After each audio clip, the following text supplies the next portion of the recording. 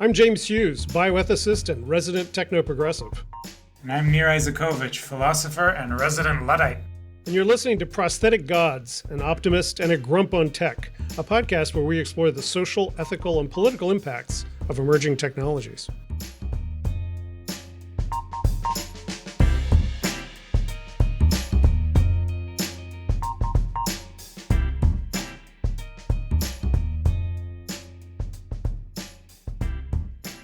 Hello, Jay. Hello.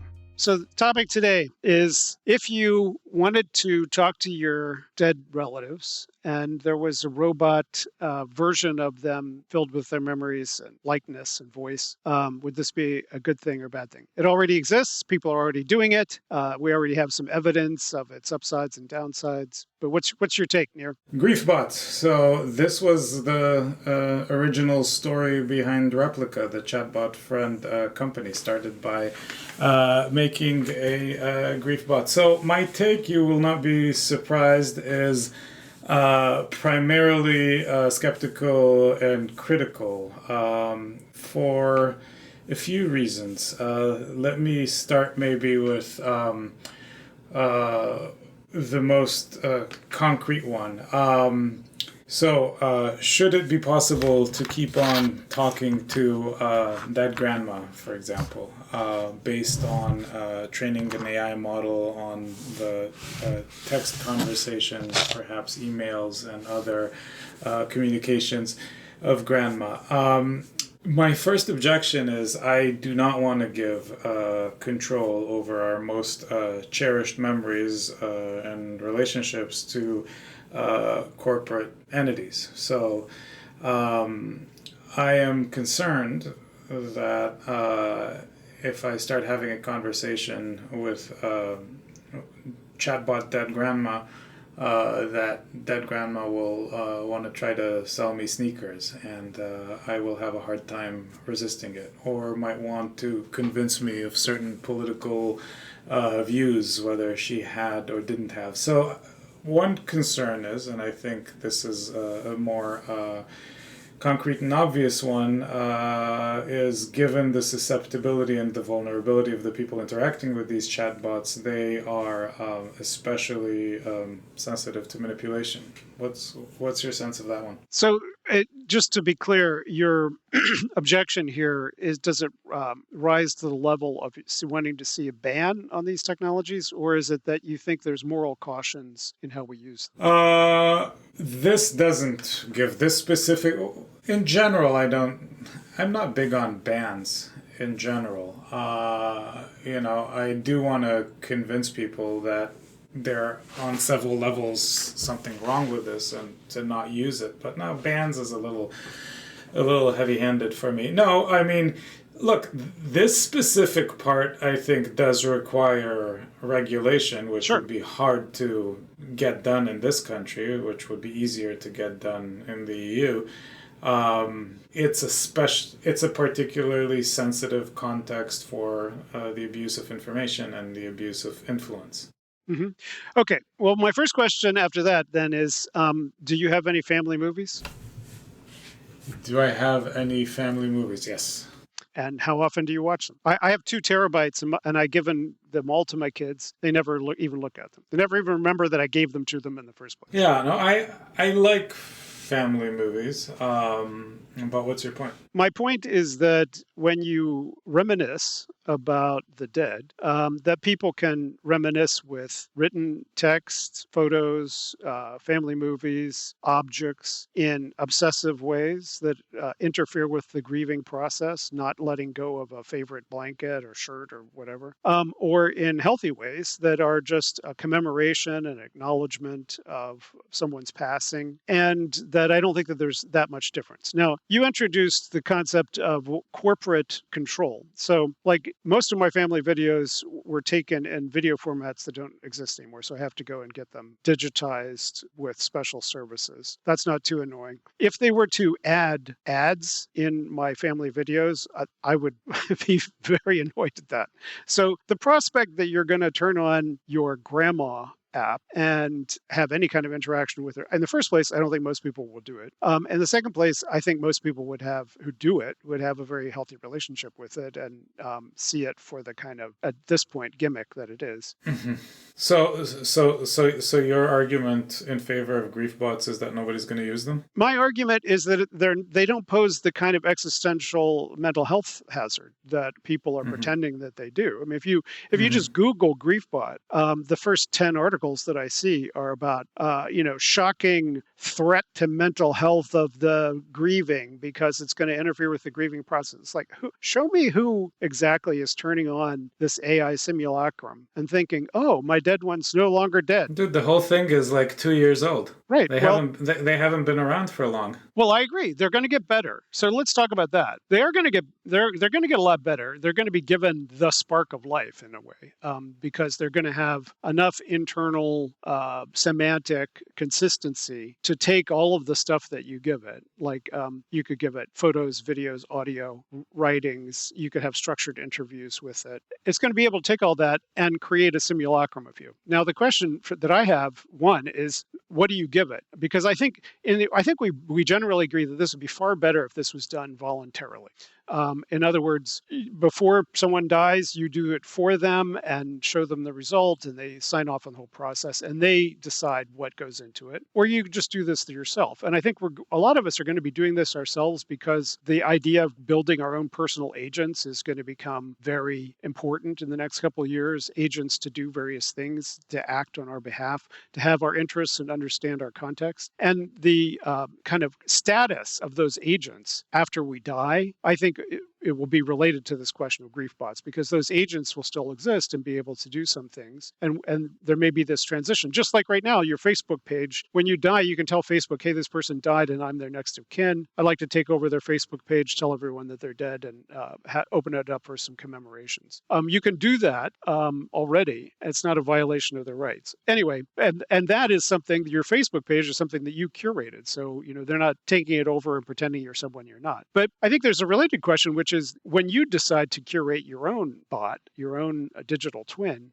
you will probably make a better version of yourself. You're not going to give it, what if the digital twins of your ancestors end up being smarter? They remember more about your life. They remember more about you and history and everything.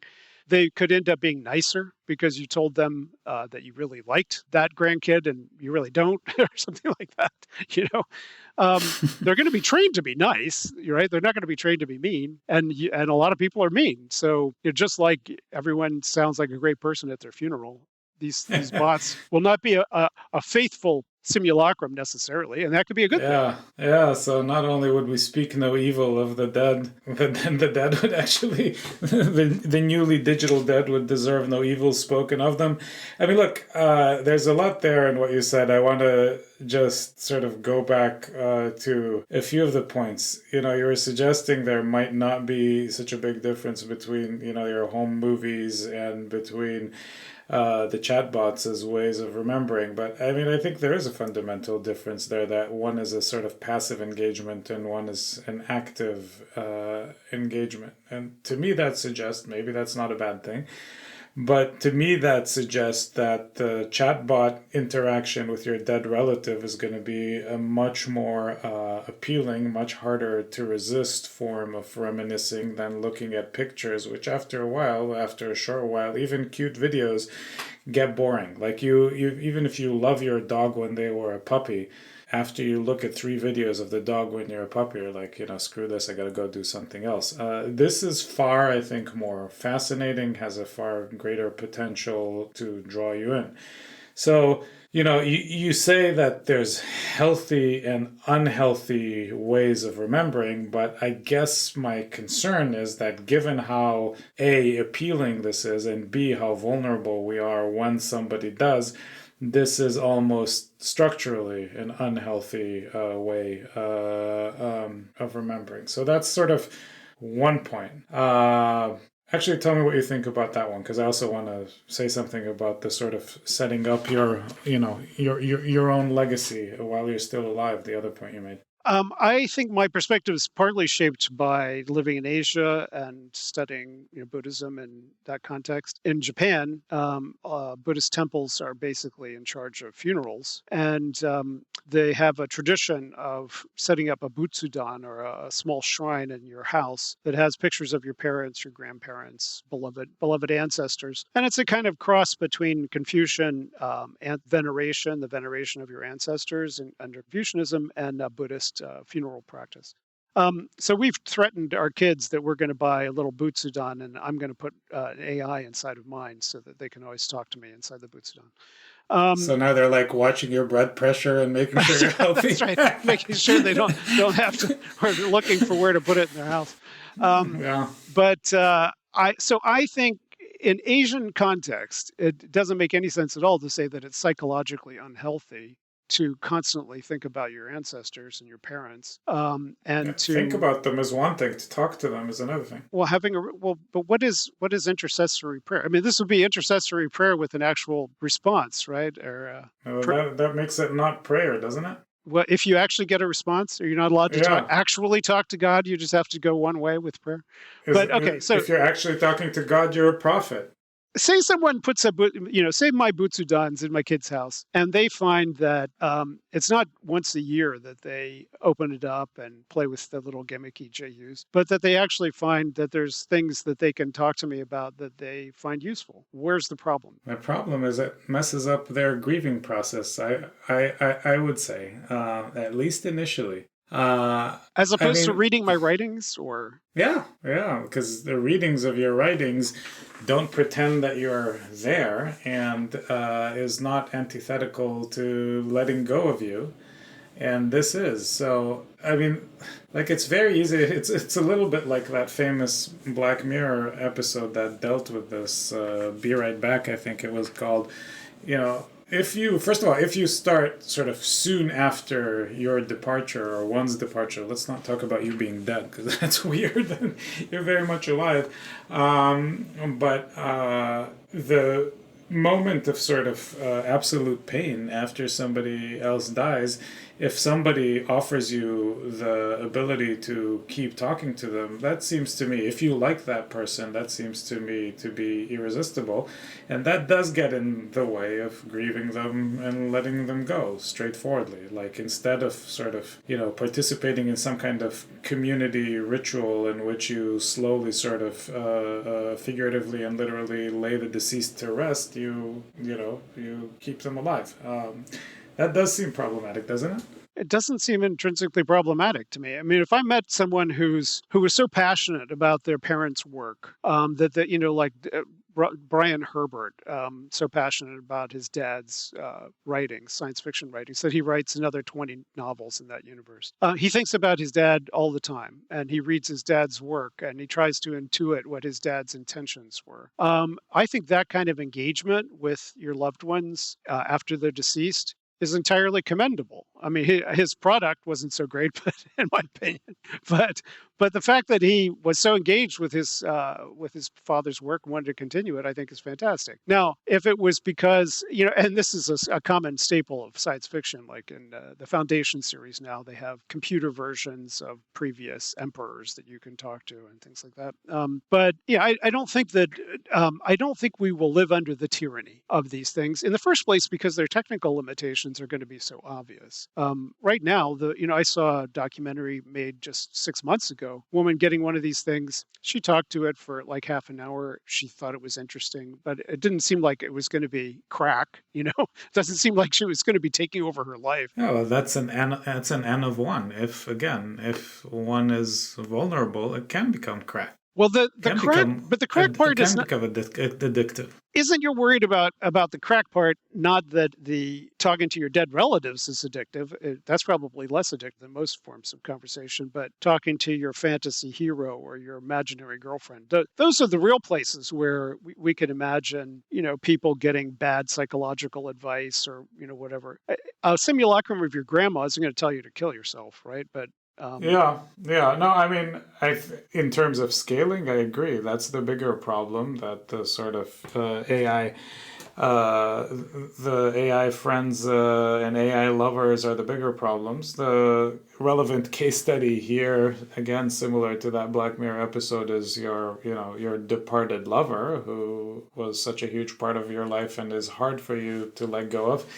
I think this is an aid in not letting go of something that you potentially should let go of. So that's a second concern that I have, is that this messes up a grieving process. That's a separate concern from the corporate control of memory. I guess your view is that it can be part of a healthy grieving process.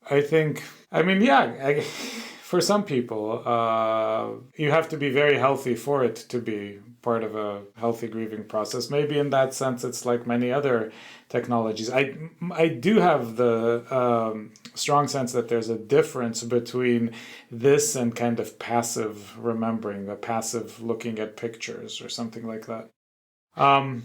I think this has more of a Yeah, possibility to hold people's attention because you can have a yeah. more interesting engagement with it than you can with a text or a video. I mean, the other question is, and this comes up in the founder of Replica, who Zhenya Kuda, who initially creates a chatbot of a departed friend. I believe part of the story there was that she found that there wasn't enough a sense of community to do the sort of traditional ceremonies, as it were, of mourning. It's a little bit parallel to what we talked about with chatbot psychotherapy, namely, there's not enough of a support structure to provide the social good, so technology provides the social good instead. But if you look at something like, Shiva in the Jewish tradition, or Wake for some of the varieties of Christianity, the idea is you have a kind of communal gathering in which the dead are sort of mourned, right, and discussed, and their personality and episodes and anecdotes from their lives are discussed, and it happens for a set amount of times. Shiva is 7 in Hebrew, so for the Jews it's 7 days.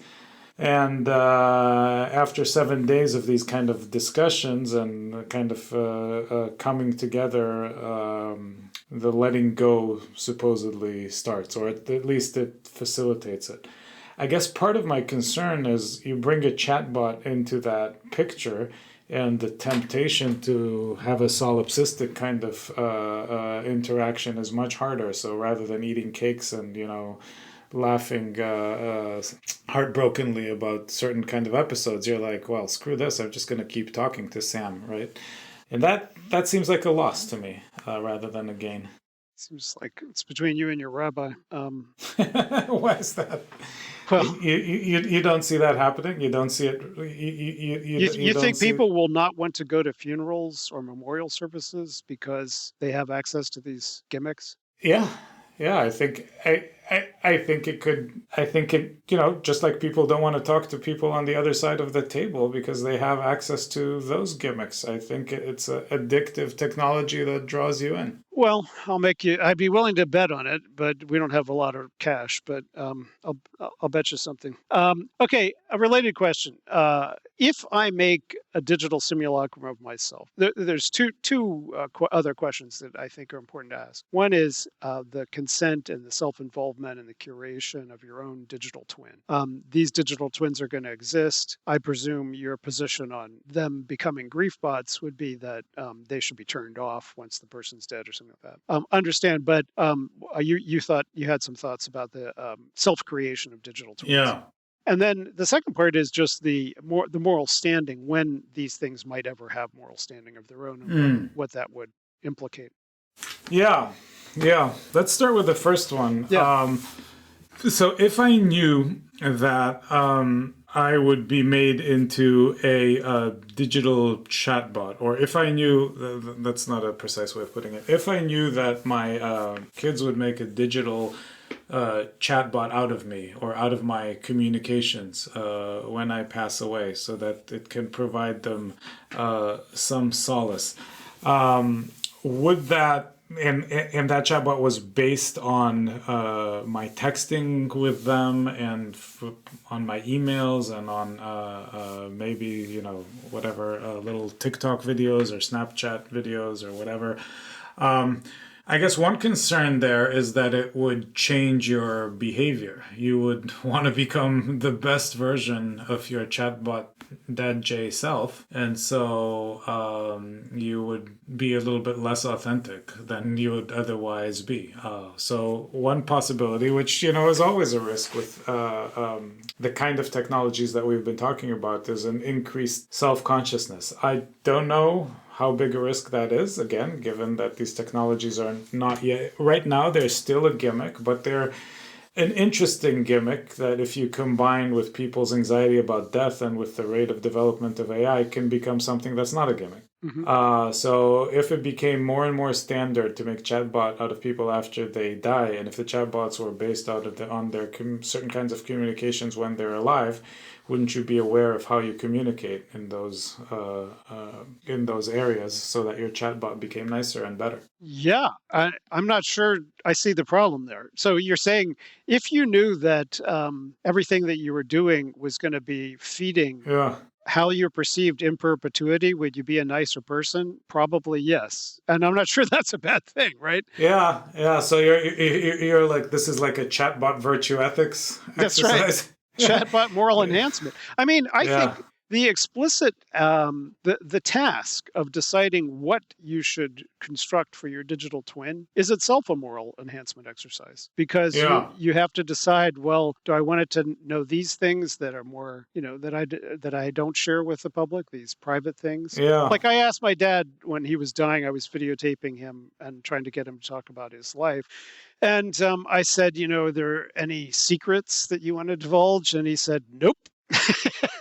I mean, he had secrets, but he was not going to divulge them. Certainly not on videotape.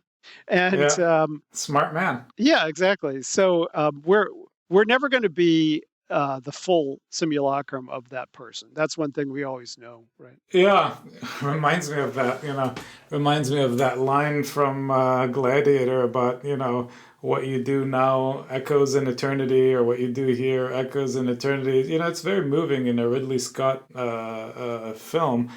It's a bullshit way to live, I think. To start worrying about what echoes in eternity, I think pulls you out of the authenticity of an interaction real quick. So even though I love Aristotle and I'm a fan of virtue ethics, this is a version of that I don't quite buy. I've told my family to play the Icelandic Norwegian hymn Helvegen at my funeral. And the last lyric in Helvegen is when you have crossed over into death, into hell. The only thing that that will remain of you is the opinion that you left with the people who knew you. And why should that not be something that guides our thoughts? I mean, thinking about death, I think, is an important philosophical Yeah.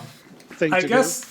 I guess I disagree with you philosophically, but to practically argue against my own concern here, my sense is that this will be a little bit like the recording devices in the White House. People will forget that they exist at some point. They'll stop grandstanding for history because it will become, part of an inescapable part of their everyday experience. Just like, I think it's a dynamic that holds in technology in general. In the beginning of our conversation, I was feeling the pressure of the headphones on my ears and it was annoying me, and I was wondering if I'd be able to concentrate, and after 5 minutes I forgot about it. Right.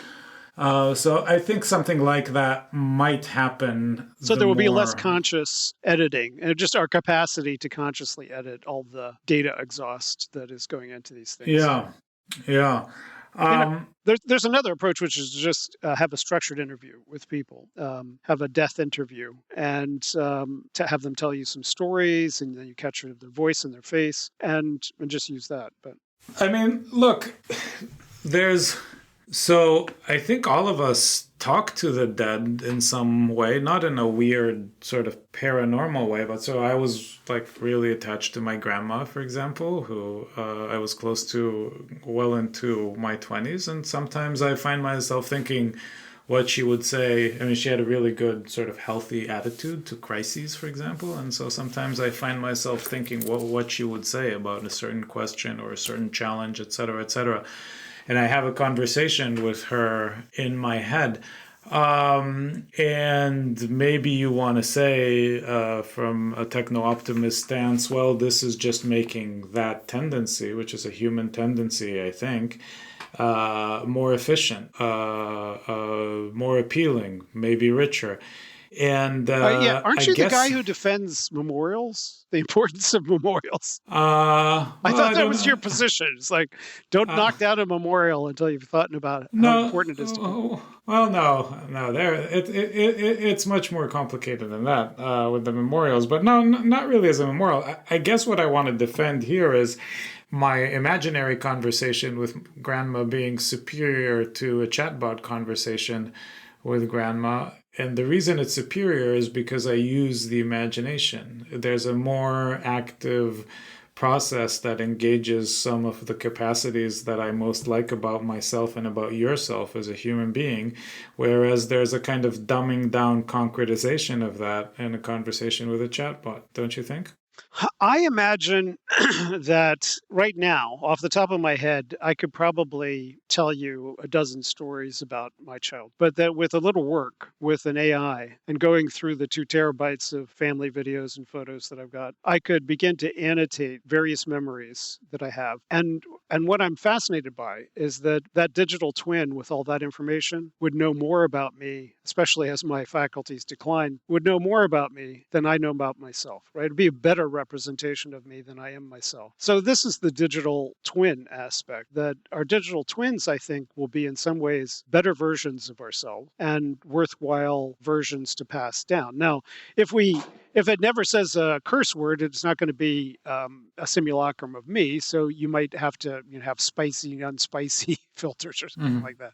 But so I do not think most people are going to use them. I do not think the people who use them most of them are going to have a problem with them. I think the people who are going to have a problem with them are the same people who are going to have problems with other things.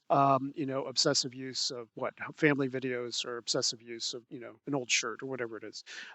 So I don't think that any of this hand wringing about interfering with the grieving process makes sense when you look around the world at different grieving processes, some of which take an entire year, and some of which involve annual rituals like the Butsudans, et cetera, et cetera. I think the really interesting philosophical question here is, if you start creating it, or if somebody else starts creating it, and we give it enough zhuzh, enough AI, and it begins to talk as if it really thinks it's that person, right? When does that moral standing of that creation change? Right now, when does it go from being a gimmick, or not something that we could have no compunction about turning off, to being something that we do have a compunction about turning off? Yeah, so what happens if you combine a Griefbot with AGI, for example, Right. and or with an advanced reasoning model as opposed to a shitty chatbot? Right. And People it's are trying to make Einstein, rebuild Einstein. It's like, well, you probably need some AI in there, and whatever wakes up. yeah. Yeah. I mean, look, we have been talking about Daria Amadou's wonderful essay "Machines of Loving Grace," and promotional note. We're going to have a separate episode about that, and his idea of strong AI, as he calls it, or AGI, artificial general intelligence, as we called it in the episode we did about that, is a database full of Nobel Prize winners or Einsteins. So not recreate one Einstein's, but leapfrog biology and neuroscience by creating endless amounts of Einsteins, AI-based Einsteins. It's a compelling vision. But if you had, that kind of AI powering Griefbots, you would, your grandma really, if there was enough data about her, really wouldn't die.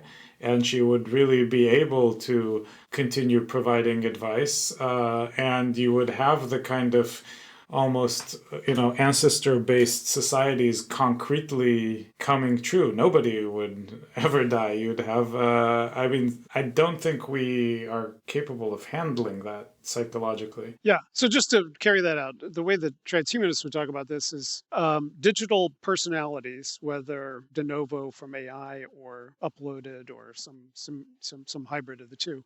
Digital personalities, if they have moral and legal standing in our society, could quickly overwhelm us in terms of our interests, overwhelm our capacity to work, overwhelm our numbers if they were voting, et cetera, et cetera. So I think there's going to be substantial anxiety about passing along moral standing to these kinds of creatures. And I think in the context of a Griefbot, you definitely, you as a person probably don't want your digital simulacrum pretending to be you and having your legal rights in the future. So I don't know that we're going to get, in any time this century at any rate, to the point where you create a digital simulacrum and it carries on for you. Similarly, the way that other people relate to you, I don't think they would want. If I was creating a digital simulacrum of my dead relatives, I wouldn't necessarily want to give it the spark of life so that I then felt guilty about turning it off. That's a nightmare. That's an actual being haunted by a digital ghost. Right. And and in some way it depends. There are some historical figures that, wrote so much correspondence and that whose lives were, so carefully documented. I'm thinking about Boswell's Life of Johnson, for example. You could make a chatbot of Samuel Johnson, Dr. Johnson, given the amount of material that exists about him, because that biography alone would probably be enough material, and there's probably more.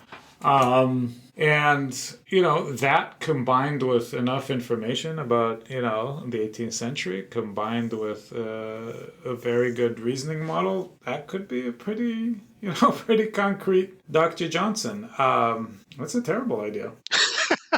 Why is it a terrible idea? You can already do this. The philosophical conversations that we have with ChatGPT or these other models are pretty sophisticated because they have all of that in there already, right? If you talk to it about Dr. Johnson, it has a reasonable idea what Dr. Johnson was about. Yeah, but I have philosophical conversations with you. That's the difference between us. You're the one who likes having conversations with ChatGPT. And maybe that's why I'm learning so much more quickly than you, Neil. I don't know.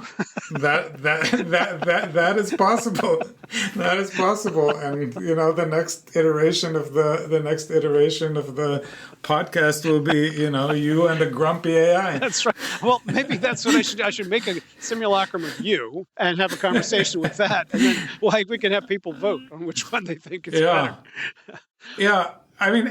Actually, the question that you raised is a fascinating question for a more general discussion that the deathbots, Griefbots are just an example of when do AGIs obtain moral status? Right. And the moral status of the dead, I guess, of simulacra of the dead is an even more specific question. But if you'll permit me, let me take you back to the Griefbots that we have right now, namely not the AGI ones yet, and probably we'll have this version for a few more years. I'd like to suggest to you that they are disrespectful of the dead, actually, in some basic way, that they are sacrilegious in some basic way, either even with consent, or even with consent, for the following reason. Given existing technology, and this is a fast-moving picture, but given existing technology, if I make a chatbot of you based on your writings and our communications, that would fundamentally and necessarily be a conservative version of you, because it would be based on past utterances. And you're a very creative person.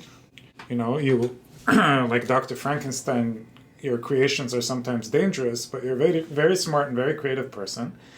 And this would have zero creative spark because it's incapable of creativity. What do you think about that? Well, I think the creative spark question is kind of cognate with the moral standing question. If would you want to give creative spark to something that is supposed to be a faithful reconstruction? Now, what it means, I mean, again, let me emphasize, I don't believe in the self, in the sense that I don't believe that there is a coherent, unchanging, authentic thing inside of us that needs to be preserved. So when you're trying to capture the self over The time, Buddhist Dr. Frankenstein. that's right. When you're trying to capture the self over time, is it like the 15-year-old self, the 5, the 55?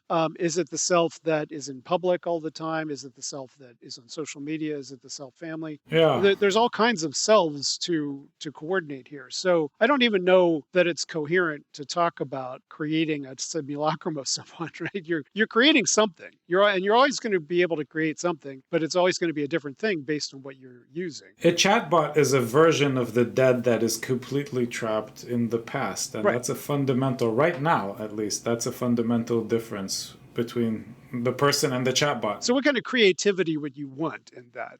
If you were passing I it, wouldn't want any. I would be sorry that the person died, and I would be thinking about them once in a while. I wouldn't want to talk to a chatbot of them, in part because of this, because it would be a shitty pale representation of them, a ghost of a ghost, like like they said in the Odyssey, bloodless in the country of shadows. you feel about this technology the way I feel about being forced to watch the Super Bowl, and I think the solution for both of us is I don't have to watch the Super Bowl, and you don't have to use chatbots. But That's correct. But see, the difference between us is that you would not go and convince others to not watch the Super Bowl, and I would try to convince others not to use chatbots. I wouldn't ban them, though. Maybe I'd ban the Super Bowl, but not this. Okay, well, I do think there needs to be legislation, and I think the legislation needs to make clear that this should be something that you get consent from people to do, the deep fake argument. And I think it's actually going to be a lot better if you work with a person before they die to get this kind of thing, unless you're someone who's written 100,000 words in their life. Yeah. Let me ask you about some of the arguments that are typically made in favor of using chatbots. So if a person says, well, say what you will, by interacting with this, I feel solace, I feel comforted, so that's what matters. A little bit like the person who says, whatever you want to criticize my therapy bot for, it, gives me comfort. So if somebody says concretely, it gives me solace and comfort for the departure of the dead, and therefore that's the argument for it. Mm-hmm. What's your is that a good argument? I think people take solace about the dead in many different ways. And I don't, I have watched some of the family videos of my childhood with my parents who are both deceased. And I feel, some emotions when I watch them. I don't watch them very often. But I don't think that it's psychologically problematic to have them or to watch them. No. And again, I don't see why playing with, like, if you had a toy that was shaped like your dead relative or something like that, I don't see why any of these things are inherently problematic. They're just the way that they're used. And you can, in Asia, you can find people who are obsessive about the dead and people who couldn't give a crap about these ancestor traditions. So, I just don't see. But there's some technologies that empower worse responses to death than better ones. I mean, it's true that there's a variety of psychological responses, but it's a little bit like you are, by putting forward this technology, enabling worse responses, but rather than dead ones, rather than good ones, in a bit a way that's analogous to the argument about guns. One of the best ways to avoid gun violence is not to have guns available. Say, you look at a family photo and you look on the back and it says, Newport Beach, 1965. You might guess what was happening. You might not remember the event. If I take that photo and I talk to an AI and I say, this is what I remember about this and why this memory was so important to me. And that's a part of the corpus of training these. That, I think, is an inestimably preferable form of memory for me to pass down. A combination of my own voice, my own memory, my connection to the physical objects that I'm passing down. And I think it's going to be better. I think it's going to be a lot better. And I don't think people are going to get bent out of shape. I don't think the kids right now. So 3-year-olds have a hard time distinguishing between a real pet and a robo pet. I get it. But by the time they're 4 or 5, they've figured it out, right? They figured out that this thing doesn't eat, it doesn't learn, et cetera, et cetera. Now, that's why I do think we need to put restrictions on how sophisticated we make these things, and that's a general rule as well. I don't want to see machines with moral standing anytime soon, because I think that's way too soon for us to figure that out. And I don't want to see... People are starting to fall in love with Claude and with Chat GPT based partners already. I mean, that is happening. Well, not and they're not all crazy. Yeah, well, the Claude and ChatGPT aren't really pushing into the personality market, but Replica and the other companies that but they're based on the same technology, right? Yeah. And you could download DeepSeek and start doing it with any of these open source models. Now you could build your own. Yeah. And people say they're happy, and I guess the point I'm trying to make is an old Aristotelian point. You can say that you're happy and think that you're happy and feel happy and be dead wrong. And you can, it's not like, there can be objectivity about happiness and there can be objectivity about grieving. You can say, this is helping me grieve to be able to talk to grandma every day. And somebody, I don't think the griever is the best judge of what counts as good grief. And I think there is better and worse grief. I just don't think that there's strong evidence that any particular grieving practice is implicated in better or worse psychological outcomes. In fact, if there is evidence, I think the evidence is the less you think about it, the better. I mean, there's a pushback in psychological trauma research that forcing people to think over and over about traumatic events is actually worse than just getting them to forget them. There's certainly a line beyond which it's counterproductive, but that certainly militates towards not using Griefbots. So if you were to say, okay, it's better for people to stop thinking about the dead as quickly as possible, that's healthy grieving. I'm not sure that is healthy, but if that's healthy grieving, then that's, by the way, not what I'm committed to. But I just don't think that they should concretely be talking to the dead, and then it will be easier for them to. Well, grieving is about remembering the dead, right? So. Shouldn't it be as problematic if I don't talk to the dead, but I walk around thinking about them all the time? Isn't that the poor grieving process? No, because there's only so much you can do to that without, like Thales falling into a pit and like bumping your head. So, life interferes with that in a different way. So your hypothesis is that someone who has a tendency towards being obsessive about the dead will face this technology and be more obsessive than they would have been otherwise. That's right. I think you totally are giving them a tool and tripping them up. Yeah. Well, that's your hypothesis, and we'll have to see if it's correct. But I don't think, as we've already agreed, that that's sufficient warrant for public intervention, even if we were in a regime where any kind of intervention on AI was on the table, which we no longer are. So I don't even know what we're talking about anymore. But Wait, what? I missed that. I don't even know why we're talking about what we should regulate in AI and shouldn't, because we're in a situation where no AI regulation seems to be plausible anymore, given the regulatory apparatus. Yeah, no, that's certainly true. But it doesn't mean that we shouldn't be able to convince people. Yeah. There's a very interesting article that we will put in the notebook by a scholar at Oxford by the name of Christina Wojna, called On Grief and Griefbots. And Dr. Wojna actually makes a point that I did find interesting, in spite of my visceral dislike of this technology, is that Griefbots can be a learning tool, and specifically, if you talk about people that you were intimately connected to, those people form part of your identity, so that there's a you and that there's I guess this might not be very sympathetic to you as a Buddhist, but there's a you, there's a them, and then there's a we, there's a who you were, as it were, together. And when they pass away, that we obviously expires in some basic way. And that the function of the Griefbot, she writes, can be a tool for learning what that person, for learning what that person meant to you, for making clear, making explicit spelling out, drawing out, all the functions that that person played in your lives, all the ways that you were, that your identity depended on connections with them. I found that to be a moving and compelling argument for Griefbots. Actually, the one argument that I found quite convincing. Yeah, I mean, I was talking earlier about how you probably will make your grief bot a nicer person than you were. If you had beefs with your kids or your grandkids, and they were able to talk to you about them in this nicer version, it might be quite healing for folks. So if we rewind 150 years, Spiritism was all the rage in the United States, right? People were constantly Yep, trying that's to right. talk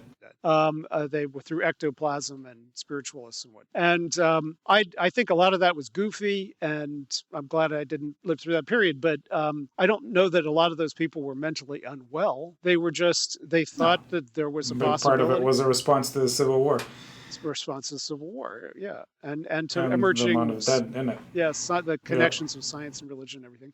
So yeah. people tried it. Most people didn't persist with it. Some people became really kooky with it. It will probably have the same thing. Probably have people who swear by their dead ancestors' wisdom, and others who don't pay any attention to it at all. Yeah. I mean, I guess this is like a through question in some of our conversations. Are some technologies psychological game changers? Or are most of them a little bit like follow the trajectory of, oh, I'm really excited about this new Xbox, and 3 weeks later, you're doing something else? My sense is that some technologies are psychological game changers. I think that your sense is that most of us, most of the time, given a certain level of being well adjusted, are more in control of our technologies than that. Right. I think there is such a thing as future shock. There is the period of adaptation to new technological innovations, and that has become more challenging because they're coming at us quicker. So I never deny that there may be, as with social media use and other period of adaptation where we figure out what the healthy and ways to do things are. But I think in the end, the idea that talking to these bots is going to be bad for everybody's mental health is just overblown example of ethicists in search of an article to write. There you go. Well, thank you for that insult. And with that, may, Well, I'll real probably near be and your real co-author when we write it. search of a problem in search of a co-author. All right. So you wanted to talk about the Paris statement of recent days, the AI Paris statement? Yeah, I'm not going to go into depth here, but just that I think the general perception of the Trump administration's attitude towards AI regulation, which is now influenced or is in parallel with Macron's attitude, was reflected in the editing of the recent Paris statement on AI safety, which stripped the language of any reference to existential risks or environmental costs of AI. So it basically said nothing. And I think there's a general pessimism, not only in this domain, also climate efforts, I think, are dead at the international level. This, not to mention the global democratic order, but but any effort Can make a grief bot of both of those. yeah, exactly. So, any attempt to rein in AI is pretty quixotic at this point, United States. Yeah, kind of amazing given that, Elon Musk is the president's technology czar, and he used to be obsessed with existential risk. I mean, I think in a silly way, but nevertheless, that used to be his main sort of thing about AI. Well, my position on Musk has always been that he was a drive-by participant in all of these ideas. He mused publicly that, yeah, sure, we're in a simulation, but, it's like, well, if you really believe that. And he's mused, and he gave a lot of money. He gave $10 million to research projects on, which is nothing compared to what he gave to Trump, but he gave money to support AI risk research in a time when people are giving them. But yeah, he apparently has changed his tune as have they all. I mean, it's the irony is that he wants to buy OpenAI because he says that OpenAI has diverged from the mission of safe AI. It's like, dude, you are the one who released Grok without any safeguards whatsoever as an open source model. So it's like, not you're not practicing safe AI. But it feels like a troll, doesn't it? Yeah. It feels like he didn't take the previous position seriously, and he's not taking this position seriously. No. And moreover, his goal in ransacking the U.S. government is explicitly to see how much they can put AI into the U.S. government to replace federal workers, replace the deep state, and then you could have push-button authoritarianism. I mean, there are already 1,000 or more projects in the federal government to apply AI in various contexts. It's not as if it wasn't already happening. So the project of Elon Musk and his 12-year-olds with Doge is to essentially first fire everybody and then replace people that he can with AIs so that he can have an AI-based bureaucracy. Yeah, I mean, I have argued in the past that we could significantly automate many functions of government, and that we should.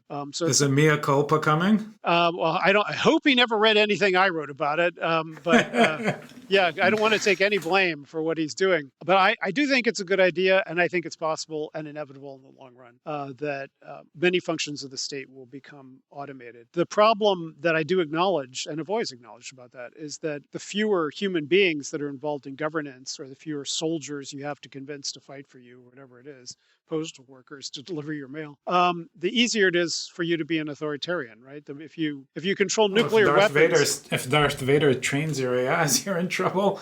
Well, I mean, the how you control the AIs is another question. But if you try to imagine the logistical complexities of maintaining troop loyalty when you send them out to shoot your own citizens versus sending out drones, which you could do with a push of a button. So I do think that those are significant risks, and especially the confluence of the rise of fascism and the rise of super powerful AI. Yeah. So, I guess we could say descriptively, if this, heralds the rise of fascism, then doing it through technological means is just potentially going to make it a lot easier and a lot more efficient. I guess the other thing that I was going to mention, but it looks like it hasn't gotten off the ground, apropos Elon Musk's hyperactivity, has been a hostile bid to take over OpenAI. I guess I'm curious, why do you think he wanted to do that? Well, he's launched it was a serious offer. Yeah, he helped found OpenAI back in the day, and back then its mission was to create safe AI, and he's now sued them, I think, twice, to get them to stick to their mission, but most people perceive this as an anti-competitive gesture because they have the best models, and who knows what his motivations are. But I think, he's a businessman, and he sees that ChatGPT is worth a lot. And Sam Altman has already rejected the offer. I don't know if this is truly hostile. They have this complicated relationship with Microsoft, and they still have some, legal structure that protects them in some way. So I don't know how feasible this buyout offer is. I'm not sure that Sam Altman rejecting the offer is the final word in the corporate structure here, but I would need to look into that. You could still have a leveraged buyout that was hostile. Yeah. Well, I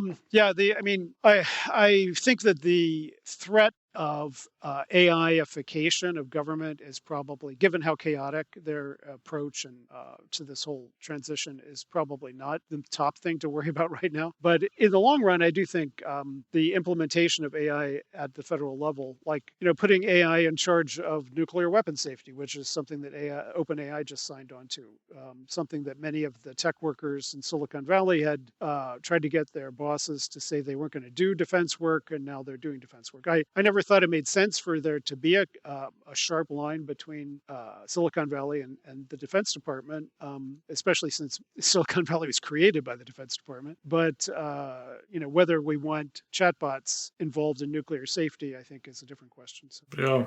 Okay, Matt. Well, with that lovely question, I'll see you in a couple of weeks. Talk to you soon, Matt.